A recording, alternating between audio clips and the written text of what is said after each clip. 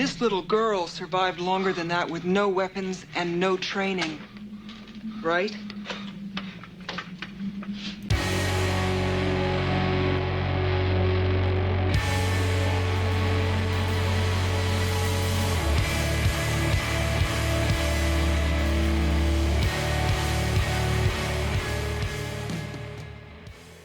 Welcome once again, my fellow manipulators of digital fate. I'm Richie, this is Capricorn. Today's deck is another one straight out of early access for Duskmourn, and this one's using the brand new Survivor mechanic. This one's called Last Stand. And the idea is we're trying to use the absolute best creatures with Survivor from the set, but find ways to take advantage of them by tapping them down with other cards, so we don't have to risk attacking with them in combat, putting them in harm's way, possibly trading with our opponent's creatures, but we can still get all of the value from their survival abilities triggering during their second main phase. Now, the trickiest card to build around is Kona, and it's the best one because it puts any creature from our hand straight onto the battlefield for free, which is insane.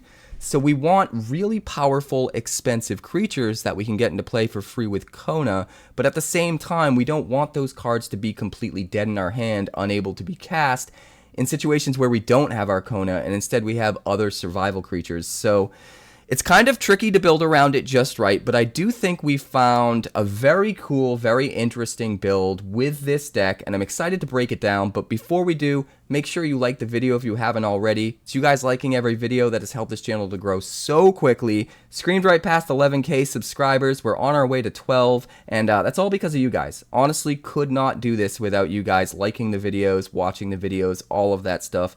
It means so much to me, so thank you so much to those that do it. If you're new here, make sure you subscribe so you never miss an upload. Tons of crazy deck techs coming. Still a couple from early access that I need to get out, but a ton of new brews as well in my brain, and we're going to hit the ground running and make sure we get those decks out to you guys as soon as the set launches on Tuesday. Start building even more decks, and I'm super excited about it. Also, we are doing a 12-hour stream for launch on Tuesday. I'll be doing mostly a lot of drafting, but I will be brewing a couple of those deck ideas towards the end of the stream. So if you're interested in that, catch me live Monday through Friday over on Twitch. That's twitch.tv/quarantinedcapricorn. If I'm alive and I'm breathing, I'm there and I'm streaming. This video has been brought to you by Wonders of the First, but I'll tell you about that later. Let's break down the deck. Alright, so this deck is awesome. The idea is we're trying to take the survival mechanic from Duskmourn and turn it up to 11 and go as deep into it as possible and really explore all of the different ways that we can synergize with it and turn it on super efficiently and super effectively. So first of all, we're talking about Kona Rescue Beastie. This is a 4-mana 4/3 legendary beast survivor, and it has this survival ability. Survival is a keyword that triggers during your second main phase if the creature is tapped. So thematically, it's the thing attacks, it doesn't get killed in combat, it survives, and then because it survives, it gets some kind of a benefit or synergy.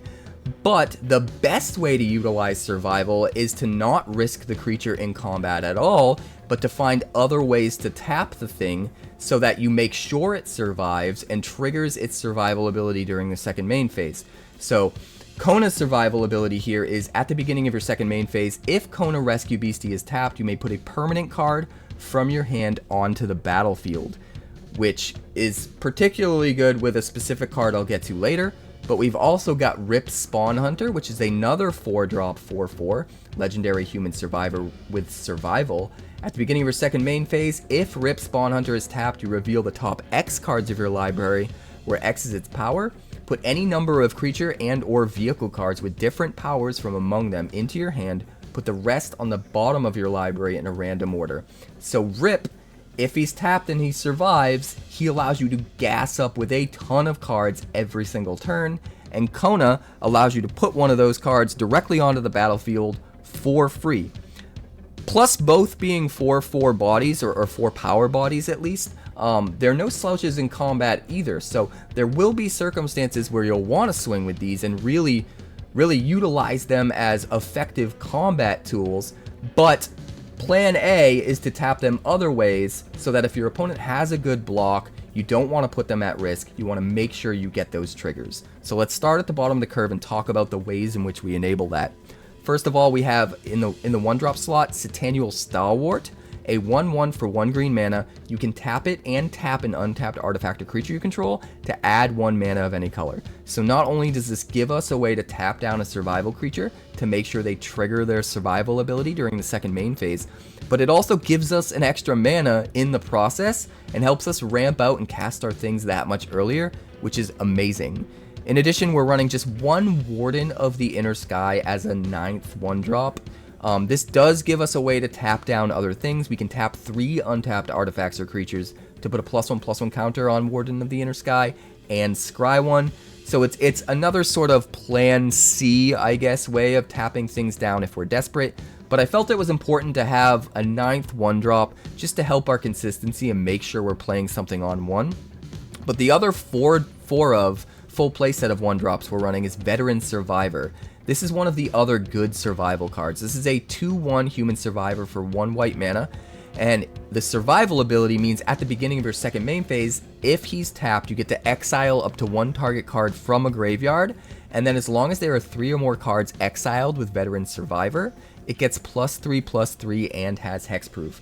So not only do you get a little bit of extra value exiling problematic cards from your opponent's graveyard, but once you get to 3, this thing becomes a beastly 5/4 hexproof that only ever costs you 1 mana. Moving on to the 2-drop slot, we've got 4 Reluctant Role Model, and this is the last survival card that we're playing, probably the next best survival card. This is 2 mana for a 2/2 human survivor, and its survival ability means at the beginning of your second main phase, if Reluctant Role Model is tapped, you get to put either a flying counter, a lifelink counter, or a +1/+1 counter on it. So the idea is, if we can get this guy down and just tap him once without having to put him into combat, we can give him the flying counter, and then at that point he can start attacking every single turn and not be blocked very easily, get through in the air, and start getting his own counters on himself without necessarily having to tap him down other ways. And in that way, you can start actually winning the race, making him bigger and bigger and bigger. Or if you're up against aggro, you can give him the lifelink counter, start gaining that life back. And then he also has this ability whenever Reluctant Role Model or another creature you control dies, if it had counters on it, you put those counters on up to 1 other target creature.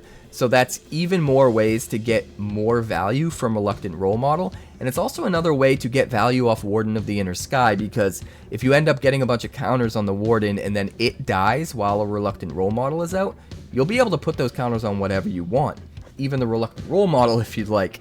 In addition, we're running 4 Seraphic Steed, 2 mana 2/2 First Strike lifelink, another thing that helps us win races against aggro. Whenever it attacks while saddled, you create a 3/3 white angel creature token with flying, and it saddles for 4. This gives us another way to tap down a bunch of our survival creatures, to not only tap them and get the value off of their survival ability, but also get even more value off of this saddle ability by making a 3/3 flyer. And because it requires saddling 4, it works perfectly with our 2 most important survivor creatures, Kona and Rip, because they both have 4 power, come down on 4, immediately saddle the Seraphic Steed, you swing in, you get all the value in the world, and it's amazing.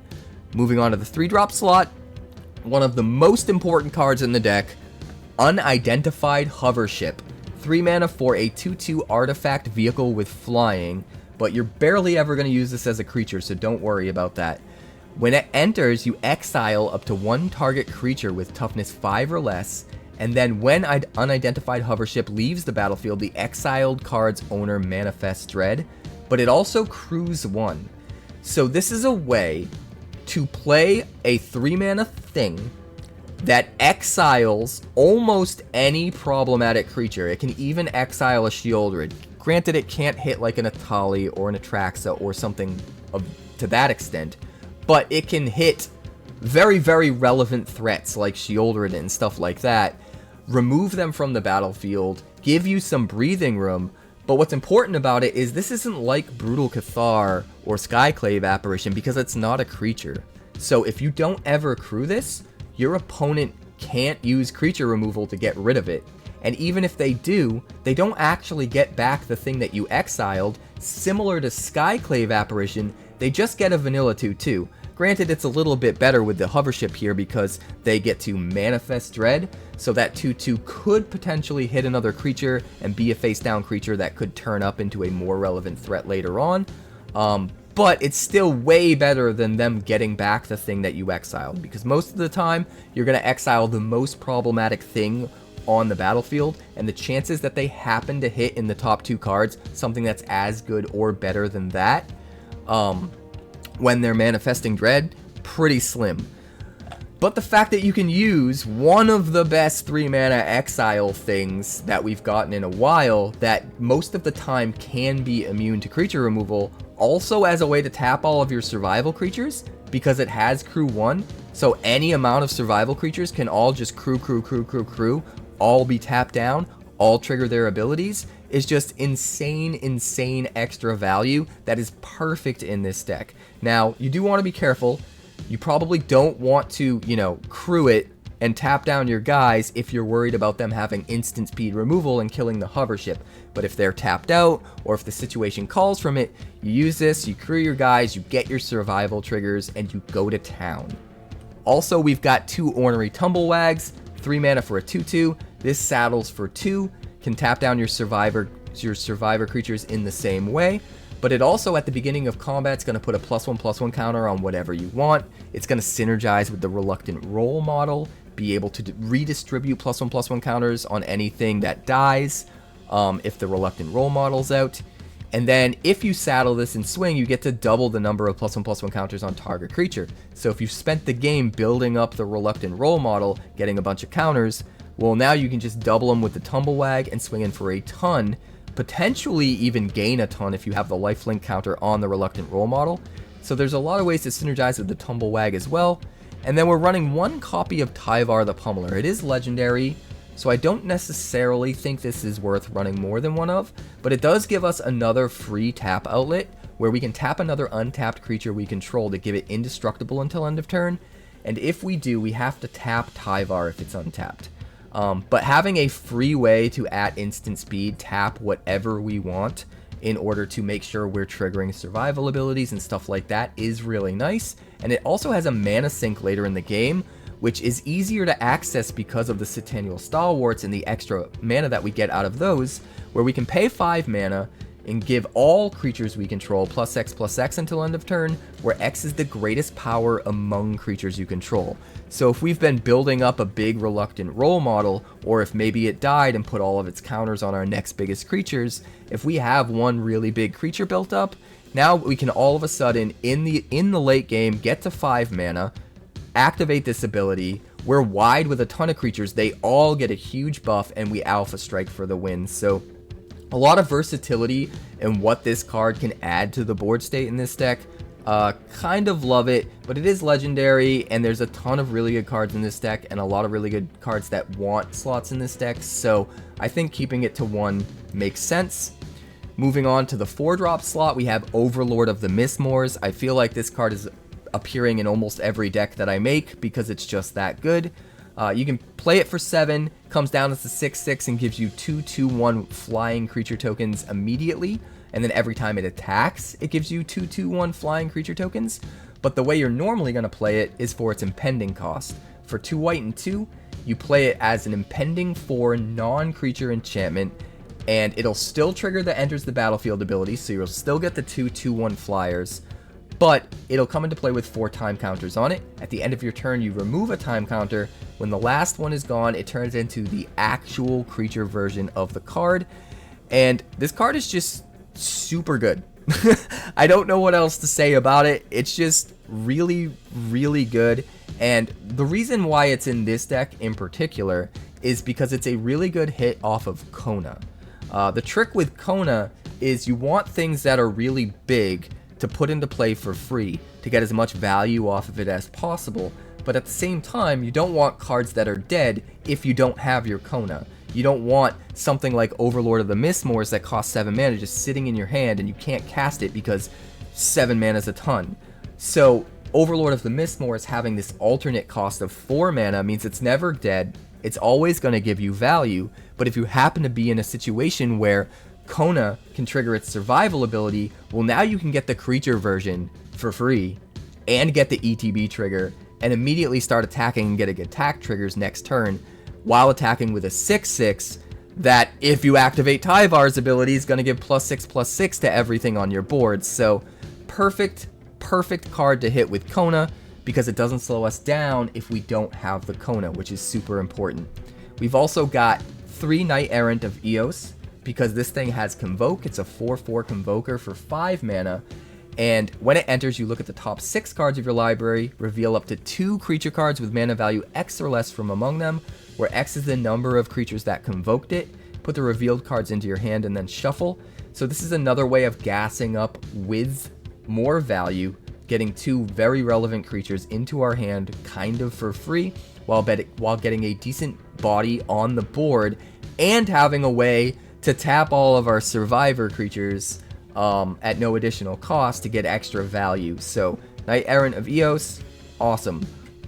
The last card is just one lonely copy of the Wandering Rescuer. And I think if I had this deck to do over again, I would include more copies of this, because the few times I got to use it, it ended up being absolutely insane. This is a 3/4 flash Convoke double striker for 5 mana, and other tapped creatures you control have hexproof. So you can just tap 5 creatures to flash this in for free without paying any mana. It comes in as an untapped double striker that can block. You can use it as a combat trick, block in the middle of combat, blow out your opponent, or you can use it in response to removal, tap the things that your opponent's trying to remove to pay for the convoke cost, and then those things are tapped, this comes into play, gives them hexproof, and their removal fizzles. So there's so many different ways to utilize this. But not only that, since it has double strike, if you're able to dump a bunch of counters on it, either with the Tumblewagg or with Reluctant Role Model dying or something like that, and get it really big, well, now it's a really big double striker that's swinging in. So Wandering Rescuer, awesome. I definitely want to build more decks with this card because I think it's great, and I think I didn't use it anywhere close to the full extent of its capabilities. We're playing one Scene of the Crime, because it's an alternate way to potentially tap our creatures in order to make mana of any color. We're running 1 Thran Portal for a little bit extra mana consistency, running 1 Mirrex to help us go even wider when we're out of gas, and then we're running 4 Fabled Passages to fetch basics, because that'll put the Fabled Passage in our graveyard and be another thing we can potentially exile with Veteran Survivor to make sure it gets to 3 cards and gets that +3/+3 and hexproof buff as soon as possible. So the rest of the mana base is in the description. Check it out if you're interested. I was very particular with what direction I took the mana in for this deck to achieve, what the deck needed to achieve. So anyway, I'm going to stop rambling and we're going to check out the games. I'd like to thank the sponsor of today's video, Wonders of the First. Wonders of the First is a brand new collectible card game similar to games like Magic the Gathering, Yu-Gi-Oh! And Pokemon, featuring a unique action-based resource economy that helps avoid pitfalls like Mana Flood or Mana Screw, and a battlefield containing multiple realms that unlock over time as you fight for control of the stones. The first 400 card set is called Existence and will launch to retail in the fall, but playtest team starter kits are available to order now. And they haven't forgotten about all you collectors out there. The game contains alternate borderless art variants, as well as highly sought after limited edition numbered prints, culminating in a 1-of-1 stone foil. And the best part is that the developers have a community-first approach, with 8 print-and-play decks available on their website, as well as a version of the game available on Tabletop Simulator, all for free. For more information, be sure to check out wondersccg.com today. That's wondersccg.com. So we could Survivor on one, but we really need a Fabled Passage to come down so we can play our 2-drops on 2. We are going to keep it. We're going to Fabled Passage though. Find a Plains. Caffeine Lily. Speaking of caffeine, we need some. Pass turn.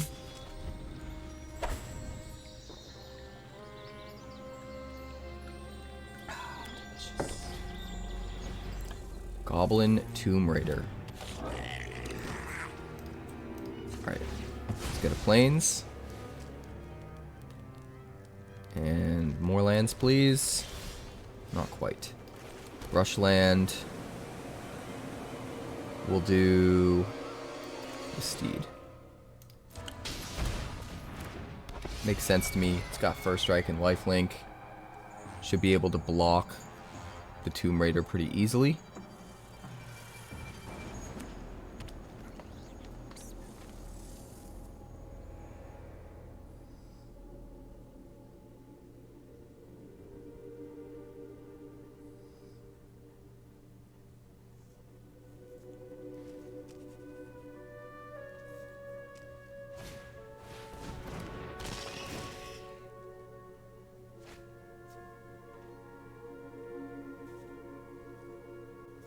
Fear of missing out.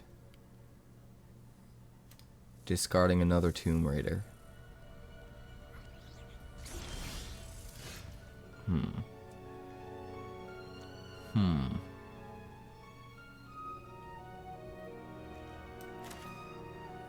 So I guess we get down the mana production, right?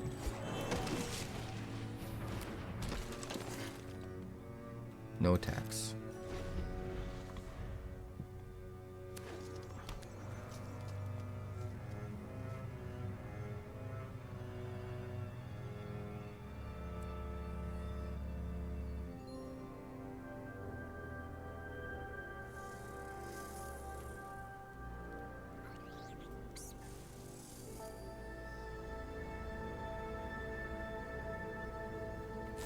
Caffeine Lily.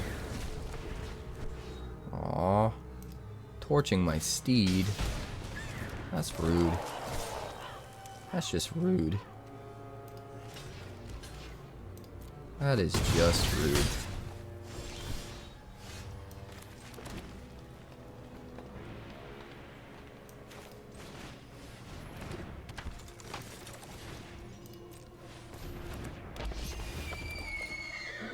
We'll go lifelink. Make him worried about having to keep back a blocker, or else we gain back the life from the damage he does when he attacks us. I think that makes sense. And then if we can't swing in with him, we can just use him to crew. To saddle.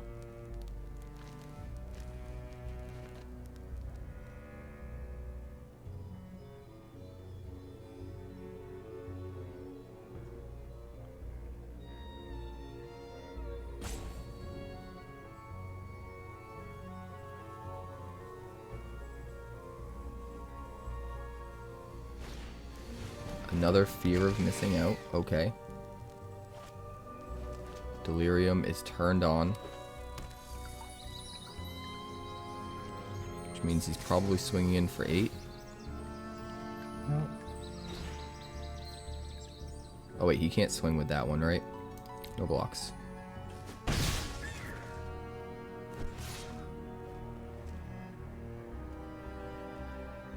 I mean, that's fine. You get to swing twice. It's not really that crazy.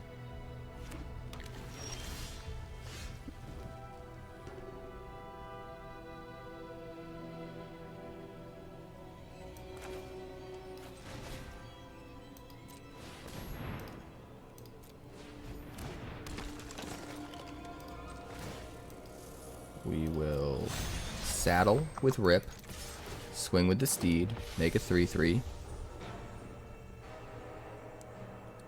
Steed's gonna die, but we gain 2 life, make a 3/3, and trigger the Rip, which is really important.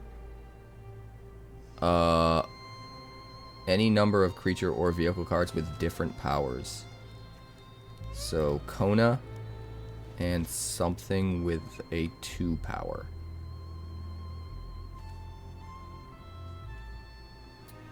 Guess we probably want the Tumblewagg. And we'll get a +1/+1 counter so we can gain more life with the Reluctant Role model. He could theoretically finish us off right here. he's got removal and an artifact, he could swing for 10. So he would need removal, an artifact, and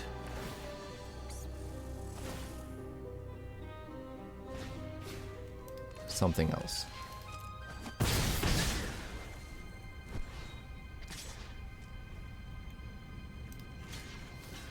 Sure.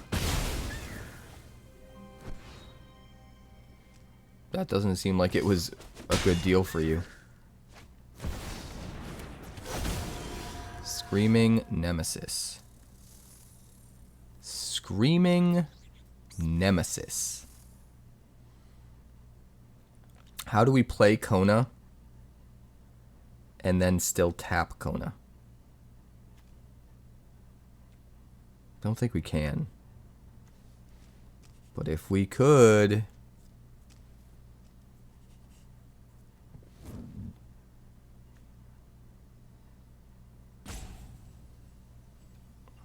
I think we go...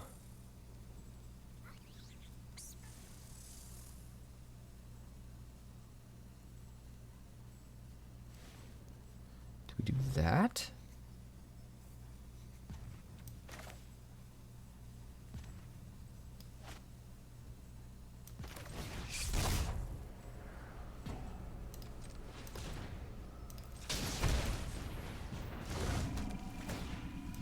Eat the Nemesis.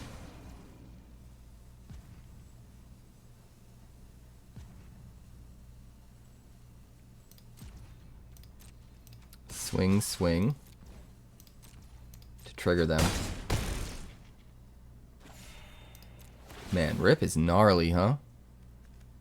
Rip is gnarly. I can put them all into my hand because they have different powers. Very cool. We'll get another +1/+1 counter. End the turn. We could have played the Stalwart using the other Stalwart, but I kind of like keeping up the ability to block with the Hovership. Scorching Shot. Sure. Finally gets rid of Rip. We'll take a chance. Even if he gets the Nemesis back, it's too late for him to attack with it this turn.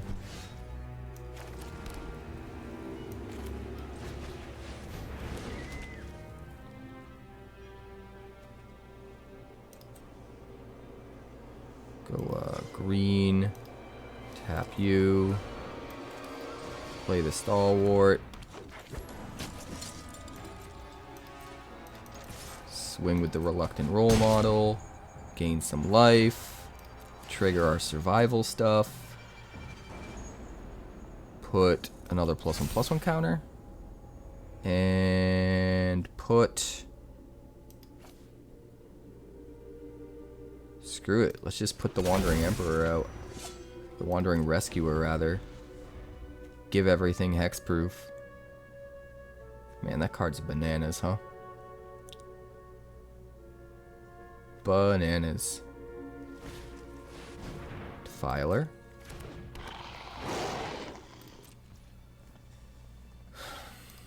My turn.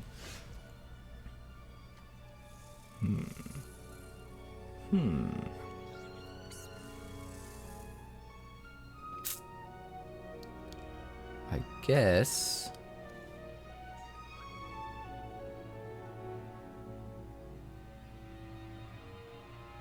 Guess we go like this. And then we go green, tap the Kona, play a Tumblewagg,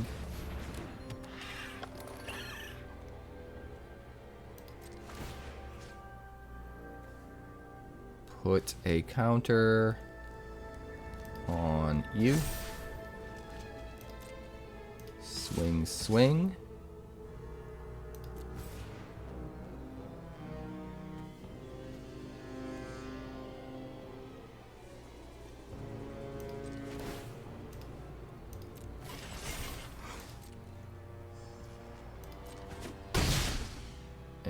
he's just gonna take it. Alright, we got him. We got him.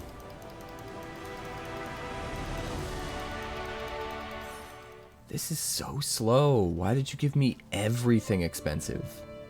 I mean, we have to keep it. But we better draw into something cheap. Nope. Just everything expensive. Just stack my deck against me. Sure. Perfect. Marvelous.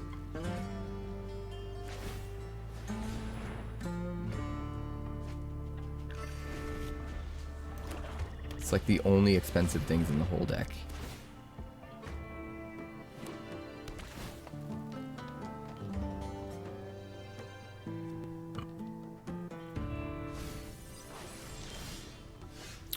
Reluctant Role Model. Do we kill the Spelunking? I'm really tempted. But we won't. Not yet, at least.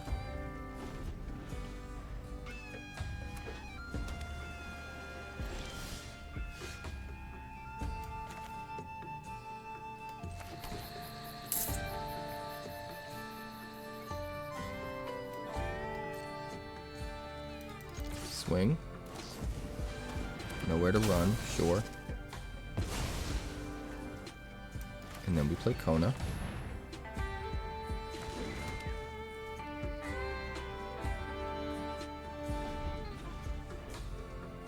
That's gonna let us put Rip onto the battlefield for free.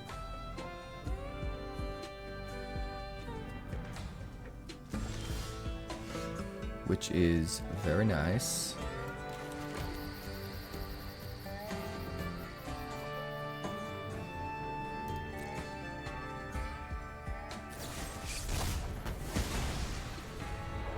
Manifest Dread. Suppose. I suppose. Might as well play Rip here. So we need to get to 7 mana, so 2 more. We've got 1 in hand.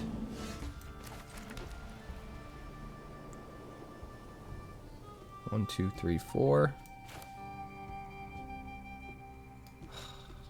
Can't, can we? Nope. We need to do this. Eat 1.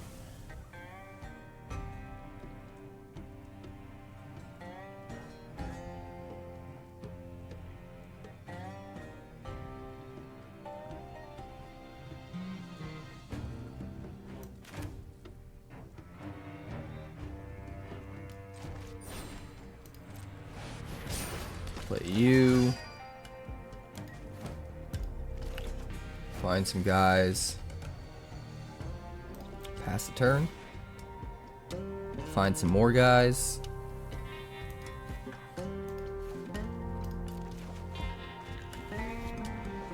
Seems okay. Up the beanstalk. Drawing all of the cards. Morning Gods. Resolve.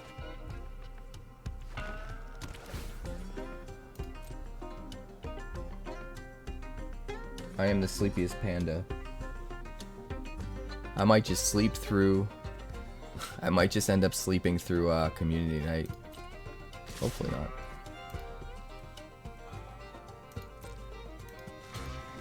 Alright, so I'm going to take 9 and go to 11. He's going to kill my Knight-Errant.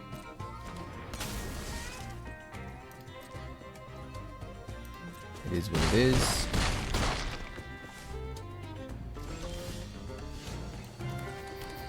We could turn this face up, swing, get 2 more creatures.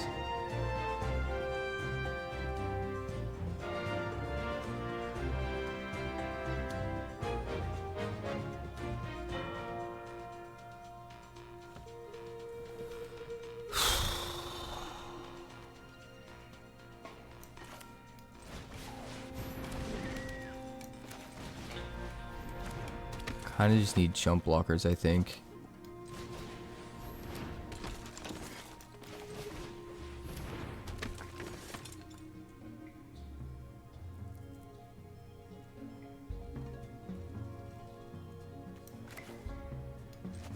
So we're gonna do this.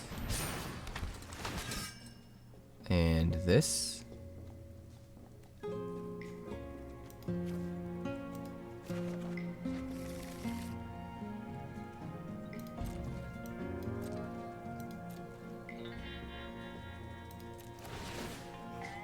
Alright, exile you. Exile you. Exile you.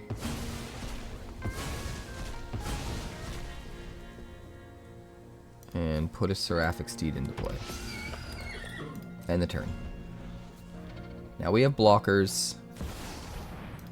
Everything will be fine. He's got a Zur, so maybe everything isn't fine, but his enchantments aren't very big. So actually not that big a deal.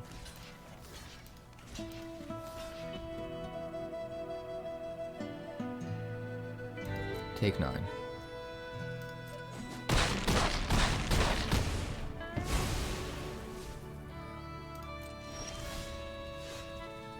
It's all in the hips.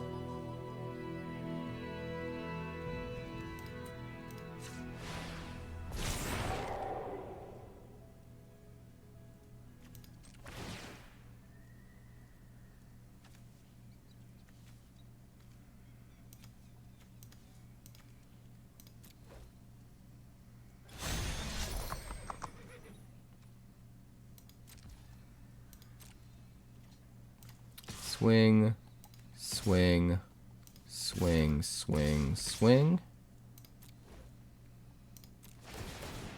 Make some boys. It's fine.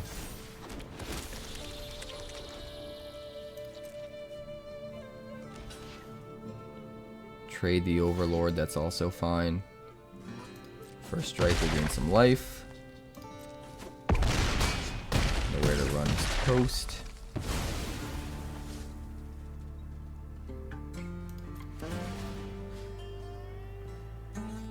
Exile you. Exile you.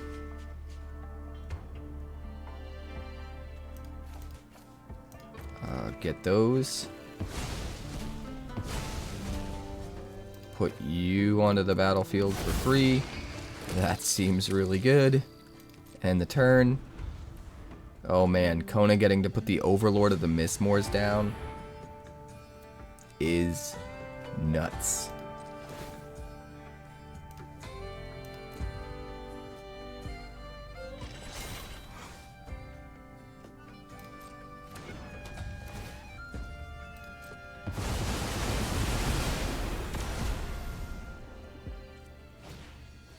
Up the beanstalk, sure. So we're gonna have to trade our Overlord for Spelunking, I believe.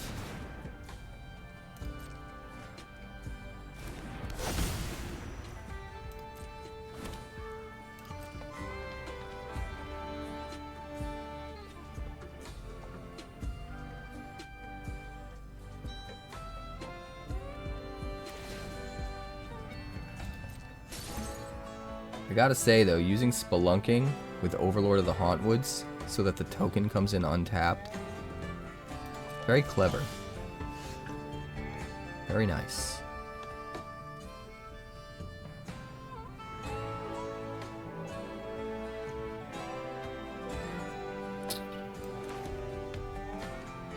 Definitely want you down.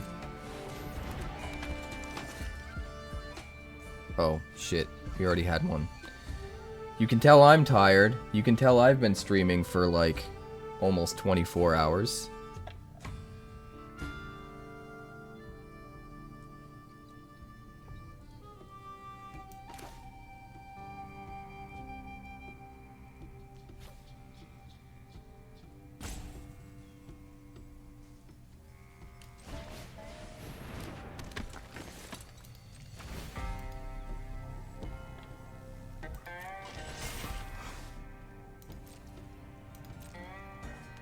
Swing with you, swing with you, swing with you, swing with you.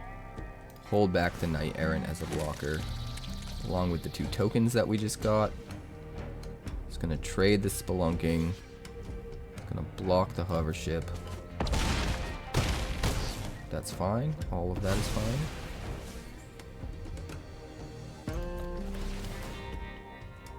Grab some stuff.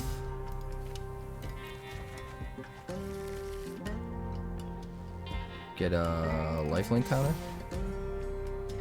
And we'll put something onto the battlefield, but what? Guess probably the Steed. Makes the most sense. Could have played the Stalwart as well with that 1 mana. Probably should have. Leyline Binding. Well, luckily you can't get rid of both my flyers.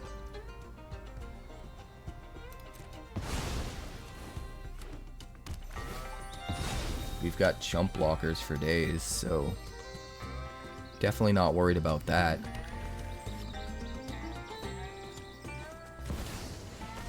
Hauntwoods. Coming in, drawing cards.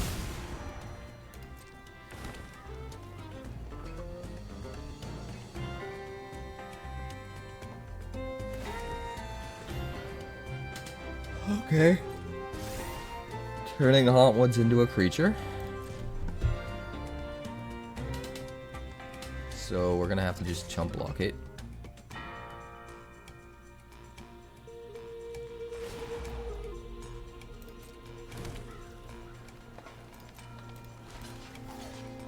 And that's fine.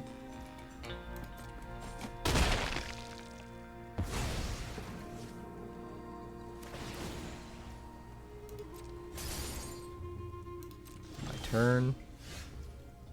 Oh, nice. But do we hovership the Leyline Binding or do we hovership the 𝕄r? Probably the 𝕄r, right? He does end up turning the other thing. Oh, it has to be a creature, right? So yeah, it's definitely the 𝕄r.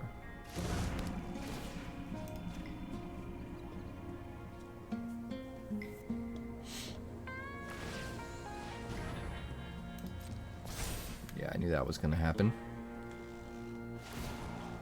It is what it is.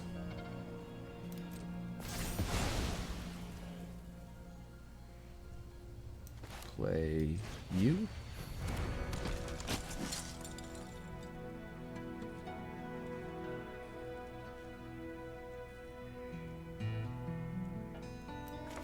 You.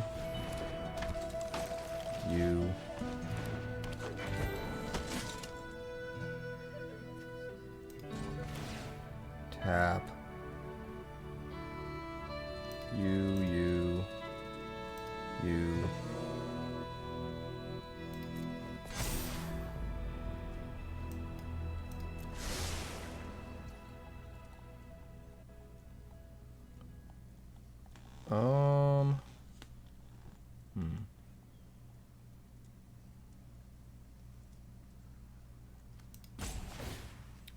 Tap you.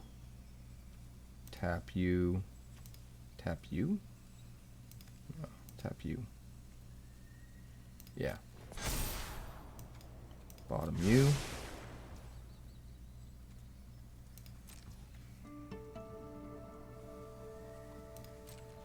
No tax.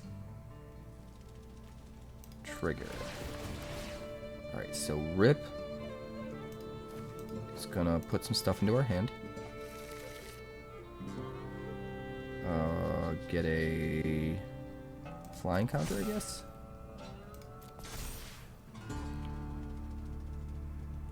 We will put... Honestly, I think we put the Stalwart down. Just so it can be a chump blocker. It's kind of okay. End the turn.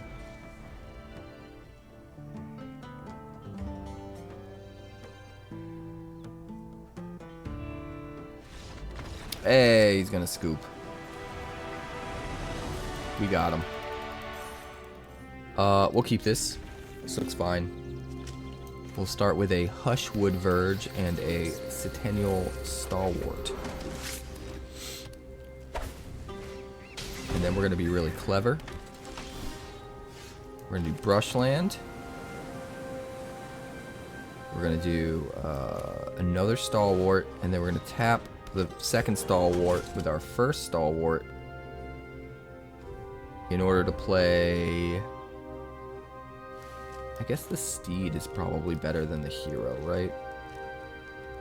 Or the role model, rather. Yeah, let's do that.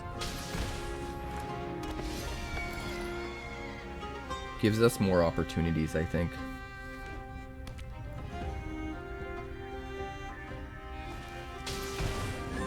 Sheltered by Ghosts. What a card. What a card. What a card. We need stuff. We need stuff on the battlefield now. Right?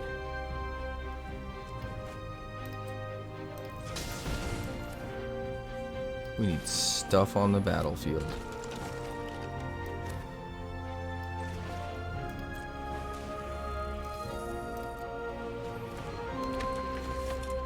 Swing one. Let's be honest, we're taking whatever this thing is throwing at us for now. I don't know, is it a 2-5? I think it's a 2-5.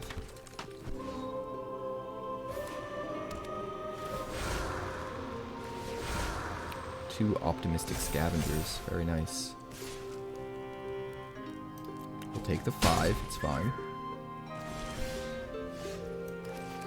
It's all in the hips.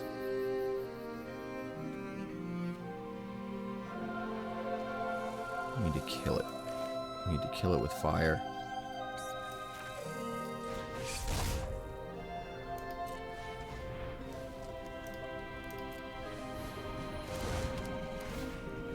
Get out of here. Auto pay the ward. Goodbye. Give me my steed. Pass a turn. Give me my triggers. Get rid of that. And +1/+1. So that I can saddle the Seraphic Steed next turn. Potentially. Maybe. Come on, scavenger. Do your worst. Show me what you've got. That's what I thought.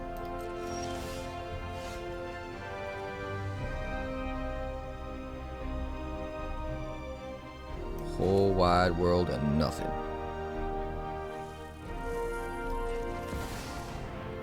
We're gonna play Tyvar. And I'm gonna tap this guy to play that, and we're gonna move to attacks. I needed to saddle the Seraphic Steed. That's what I get. That's what I get for being half asleep and trying to stream for 24 hours on early access. Gonna double block. You gonna do it? Nope, you're just gonna take it. That's what I figured. That's what I figured.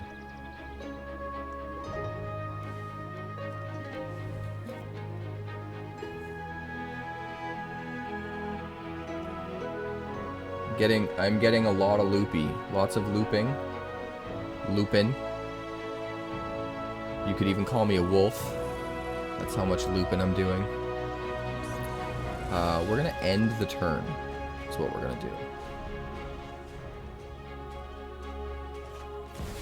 We're gonna drink some more coffee. We're gonna watch this man play a doll maker's shop.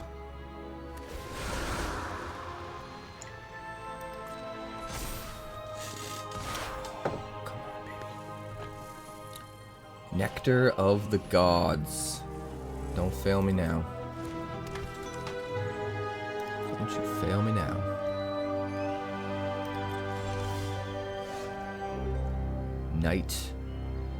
Knight-Errant.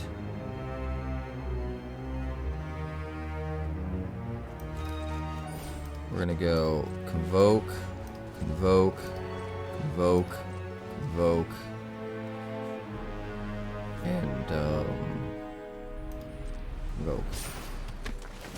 Play you. We're gonna get some stuff. It's gonna be wonderful. It's gonna be very wonderful. It's gonna be some kind of wonderful.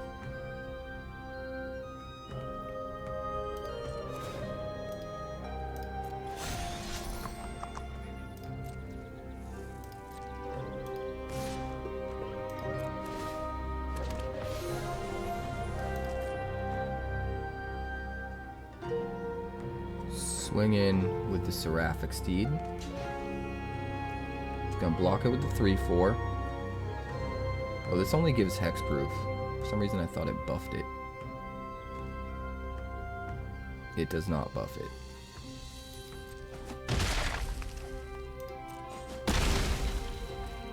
It's okay though. So it's okay. I'm just I'm a little tired. It's fine. Everything's fine. Everything is fine. End the turn.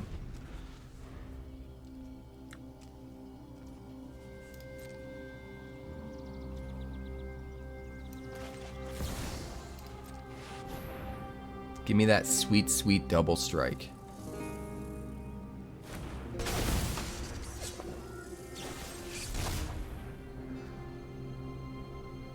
Unwanted remake. What are you targeting? Oh, the Wandering Rescuer? You made a mistake. Oh wait, it's other tapped creatures. Fine. Fine. Fine. You got it. It's fine.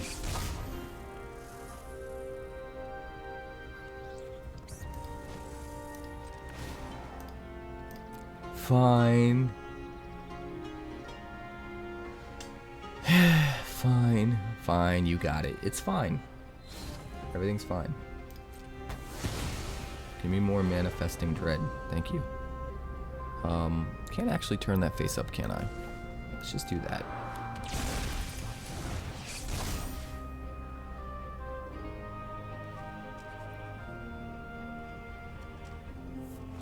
Alright, you get to Manifest Dread. What else you got? You've got that, apparently.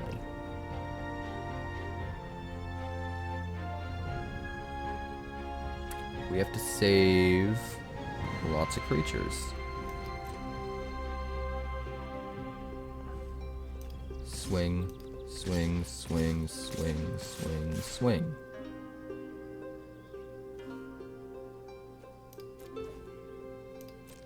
They're all gonna get +4/+4.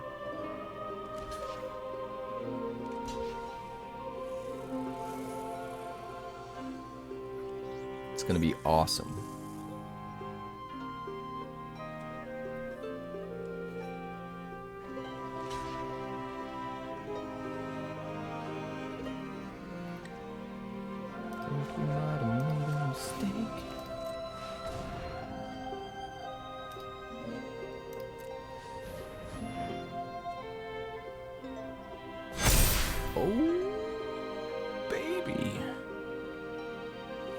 Sweet, sweet baby. Puts you at 2. Kills all 3 of your guys. Oh. Puts you at 1. Let's get rid of that entity tracker, and let's get rid of the optimistic scavenger, and let's get a lifelink counter going. Let's do that. Well, if you can find a way to do an extra 7 points of damage, you got me. Alright, we got you. And I wasn't recording again. Wonderful.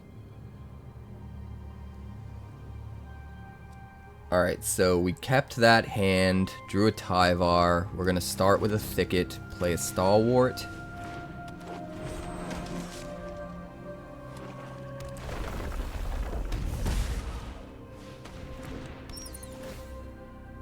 Deep Cavern Bat. Probably the Hovership.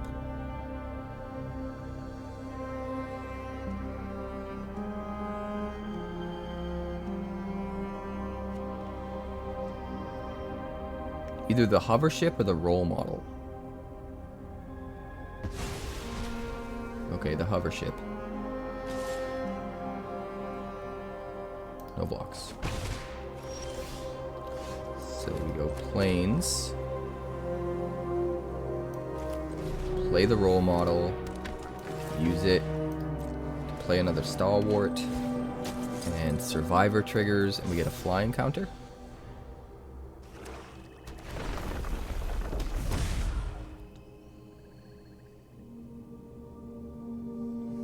So next turn we just play everything. Pretty much. Go for the throat the role model. Sure. We get a flying counter on this guy. Should have attacked first, buddy. Should have attacked first.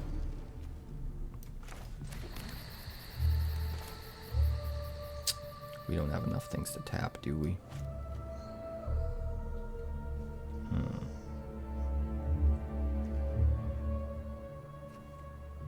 Still think we need the Steed out before Tyvar. But we'll swing here. Might as well.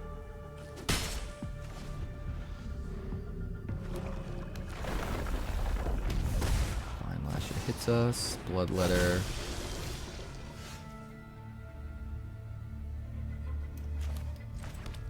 Green. Do we Hovership?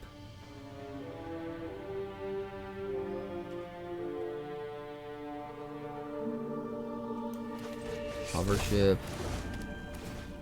Hit this.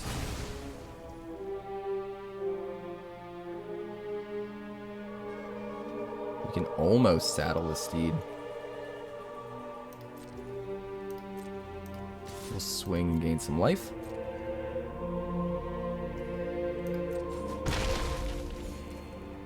And end the turn. Plays another land, hits us with the Vinelasher. I think he's out of gas though. Taking the Bloodletter was huge.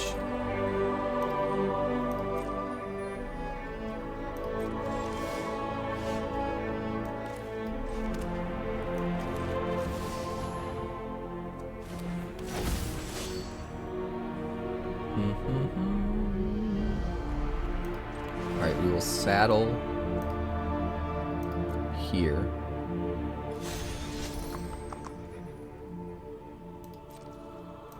And then we will swing with the Steed. And we'll hold back the Stalwart to potentially crew the Hovership if we need to block it. That seems fine.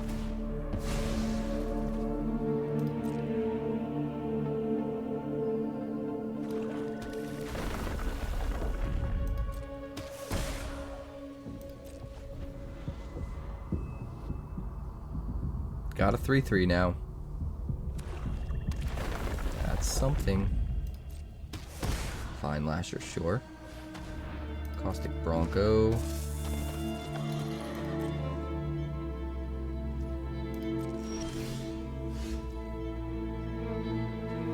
Okay.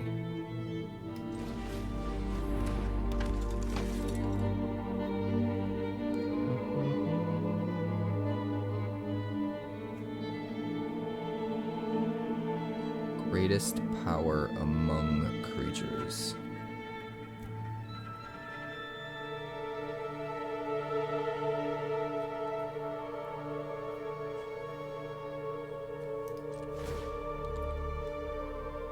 Alright, we're gonna go like this. Wait, cancel. Crew the hovership with you. And then saddle with the hovership and the role model. And then next to attackers, we're gonna swing with the steed. And that's it.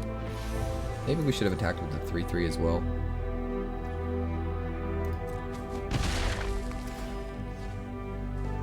Get a flying counter on the reluctant role model and the turn.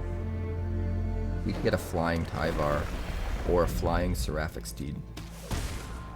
That would be gnarly.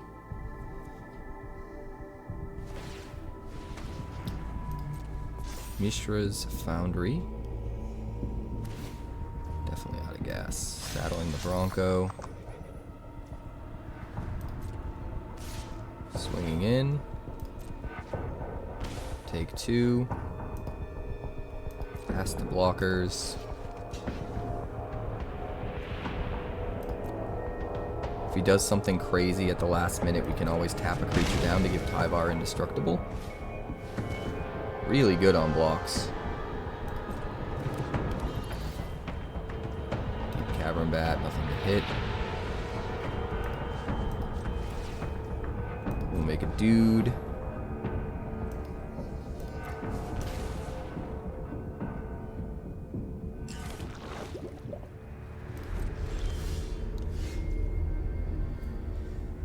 Well, I guess we don't even worry about playing that, right?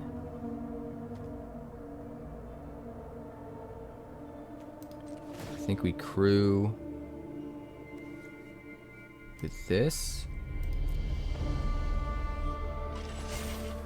And then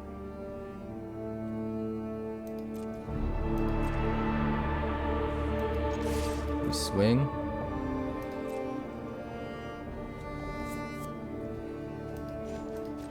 And we buff.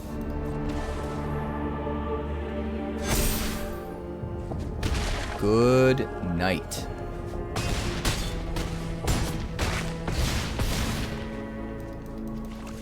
Good God.